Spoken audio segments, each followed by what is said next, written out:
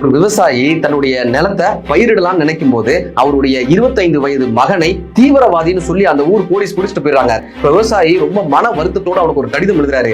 நீ இல்லாமல் எனக்கு கையும் ஓடவில்லை காலும் ஓடவில்லை, உன்னை ஏன் பிடிச்சிட்டு போனாங்கன்னு எனக்கு தெரியல. இப்ப நம்ம நிலத்தை உழுதாதான் நம்ம பயிரிடவே முடியும், அப்பதான் நமக்கு பணமே வரும், அதுலதான் உன்னை நான் வெளியே கொண்டு வரவே முடியும். இப்ப உழுகிறது கூட என்கிட்ட காசு இல்ல, நான் என்ன பண்றதுன்னு எனக்கு தெரியலையேன்னு ஒரு கடிதம் எழுதுறாரு. அதுக்கு மகன் பதில் கடிதம் எழுதுறான். அப்பா நிலத்தெல்லாம் உழுதுறாத, உள்ளதான் துப்பாக்கி எல்லாம் இருக்கு, உள்ளதான் குண்டெல்லாம் இருக்கு, நீ நிலத்தை தோண்டிக்கிட்டு எதுவும் பண்ணிடாதப்பான்னு பதில் கடிதம் எழுதுறா. மறுநாளே ஜேசிபில இருந்து டிராக்டர்ல இருந்து எல்லாம் வந்து அந்த நிலத்தை முழுக்க உழுது தேடுறாங்க, எங்க இருக்கு துப்பாக்கி எங்க இருக்கு துப்பாக்கின்னு. ஆனா எங்கேயுமே கிடைக்கல. அந்த லெட்டர் ஆபீசர் படிச்சுட்டு உண்மையிலேயே துப்பாக்கி இருக்குன்னு நினைச்சு நிலத்தை தேடிருக்காங்க, எதுவுமே கிடைக்கல.